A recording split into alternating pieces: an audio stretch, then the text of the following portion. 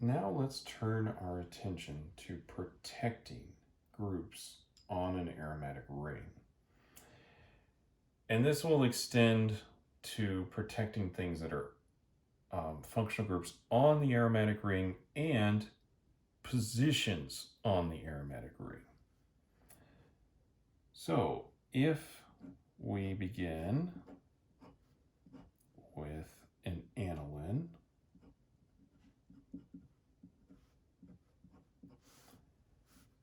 and we would like to convert this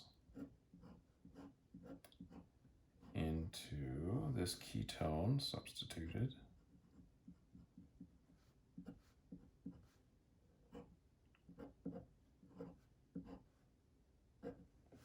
Ring. It looks like this would be straightforward. The nitrogen is an ortho-para director, so it's in the right direction, right? We would expect, oh, that's in the para position. This is an ortho-para director, so we could get this molecule right here. The problem is we can't directly add this on with the nitrogen exposed.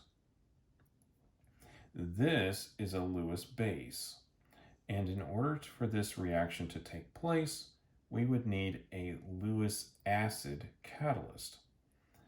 And the reaction that we would want to have happen is this Friedel-Crafts acylation. What will actually happen is that our aniline is going to react with our catalyst, our Lewis acid catalyst, and destroy it. And so we can't go directly without covering up this group right here. So somehow we must protect the amine. Now, a while back, we've talked about amides. And amides have the same directing group, right? That they direct orthopara, as well as same as the nitrogen does, the amine. But amides are much less reactive. So what we can do is convert this amine into an amide. That will vastly reduce its reactivity. Then we can come in and acylate. And then we can hydrolyze the amide. So let's look at this process.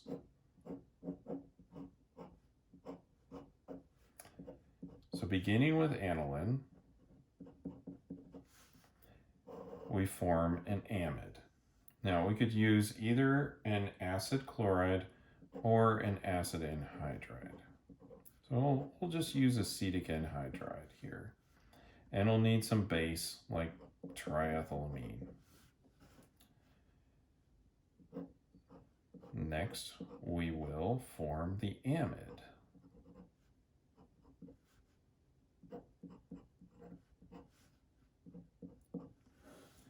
Now, this is still activating because we still have a lone pair on that nitrogen, and it is still orthopara directing.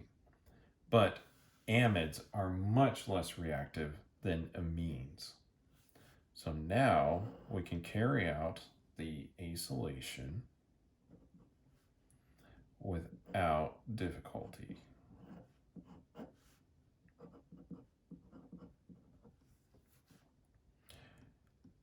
And this is a bulkier group too, so it's going to kind of block the ortho positions a little bit. And that will help guide it towards the para position, which is what we were targeting anyway.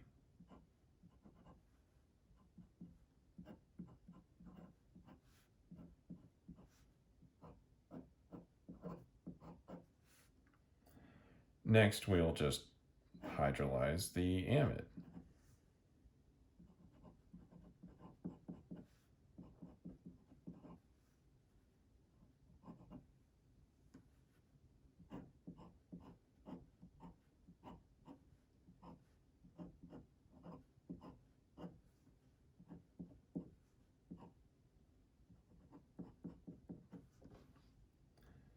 So that's one potential for protecting something on an aromatic ring. Now let's look at another reaction that we may want to do. Let's target the ortho isomer, or the ortho position, on this phenol. So we would like a bromine to end up ortho to the phenol. And if we just ran this reaction and said, all right, we've got phenol, we're going to add bromine, and we can even do this without adding the iron catalyst. We probably should, because this is an activated ring, and if we added the iron catalyst, we may over-brominate the ring. That's not necessarily the problem we're going to deal with right now. The second problem is that there's nothing stopping it from attaching in the para position. Well, we want the ortho position to be substituted. So what can we do? Well, if we had some group here in the para position, we could stop it from reacting because it's already occupied. So we do have a reagent that will do that. We could sulfonate this. Now, if you recall, sulfonation reactions are reversible. And that's kind of important if we're considering this to be a protecting group. So we need fuming sulfuric acid. So this is one way to write fuming sulfuric acid. We have SO3 crammed into concentrated sulfuric acid. And this will preferentially add to the para position. Now this is an ortho para director, so it could have gone here or it could go in the para position. The reason why it preferentially goes in the para position is this is a sterically bulky group. I'm drawing it out this way so you can kind of see that if I had a group here ortho to the sulfonate, there would be a little bit of bumping into each other going on. So this preferentially adds into the para position. Now, next, we can go ahead and add in our bromine.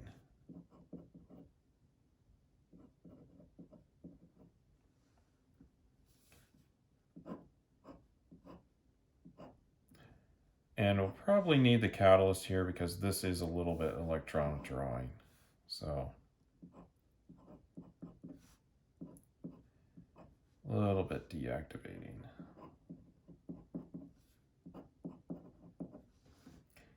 And now that the para position is blocked, we can substitute in the ortho position. And then, as all good protecting groups are, we can remove it using some water and a little bit of sulfuric acid. And now we have generated the ortho isomer without worry of having to make a lot of the para isomer. And of course, this was really advantageous that sulfonation is reversible. And considering that this is a deactivating group, we don't really change where on the ring this will end up. But since it's deactivating, it will be a meta director.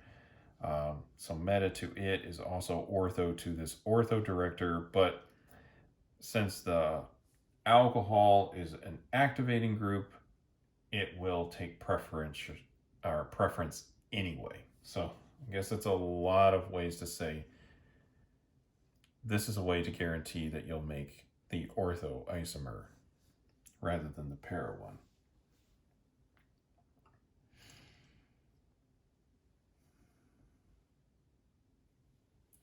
Let's look at another possibility of transformations. And we're going to try to take para-methyl aniline and turn it into metachlorotoluene.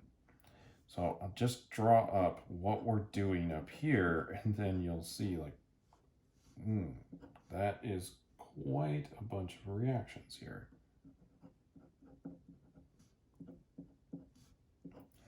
So we have para-methyl aniline, and we would like to turn this into metachlorotoluene. So here's toluene and then chloro right there.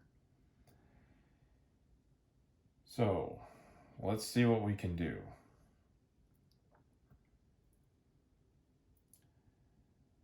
Well, this is an ortho para director, right? And this is an ortho para director. So if we tried to do this directly, we may have a little bit of a problem getting it to go into this position, right? Because some of it will also end up next to the methyl group up here. So, and we may actually overchlorinate because both of these are activating. And maybe that's the bigger problem, actually. So we're going to start off by lowering the ring activation. So we're going to do the same thing that we did up here. We'll form an amide. That will slightly deactivate the ring. Then we will not overchlorinate. All right, so we do that, and I'm just going to start from here and start drawing my reaction there. This time I'll show using the acid chloride to do the protection.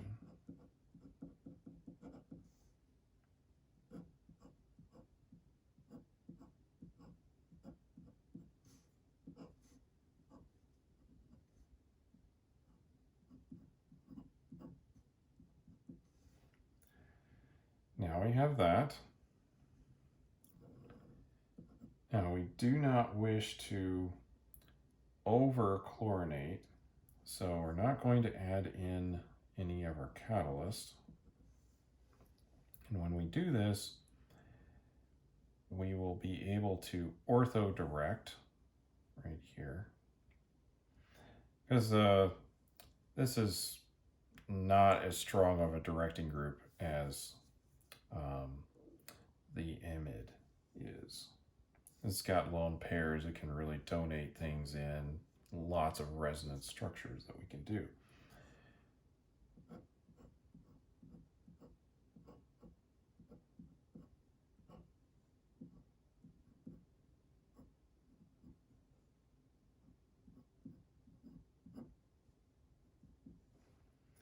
So now we've made this, and at this point, we're getting close to our target. We just need to remove this. So first, we'll remove the protecting group, the amide. That will make this a little bit more reactive.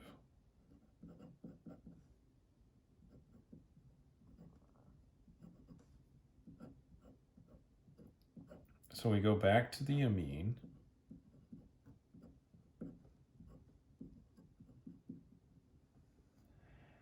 And now we're going to form the benzodiazo ion, benzodiazonium ion. So we need some sodium nitrite, HCl, to form the nitrous acid, and a little bit of water.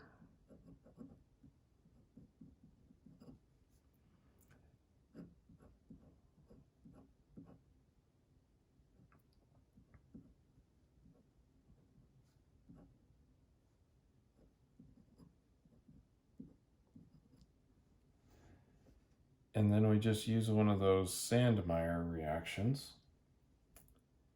to remove these nitrogens.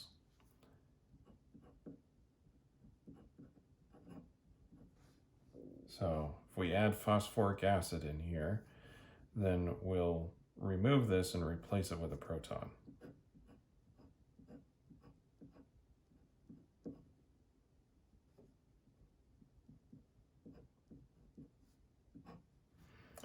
And now we've completed the synthesis without overchlorinating and in the correct position.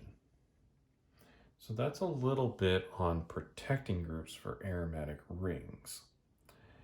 Sometimes we'll need to protect an amine or something that could react with our catalysts. And sometimes we're looking to block a particular position on a ring, such as the para position.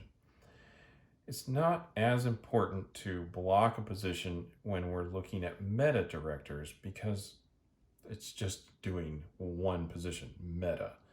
Whereas ortho-para, it can direct to both. And so that's why we would like to have some way of blocking one of those positions so that we can select for the other in the reaction that we want.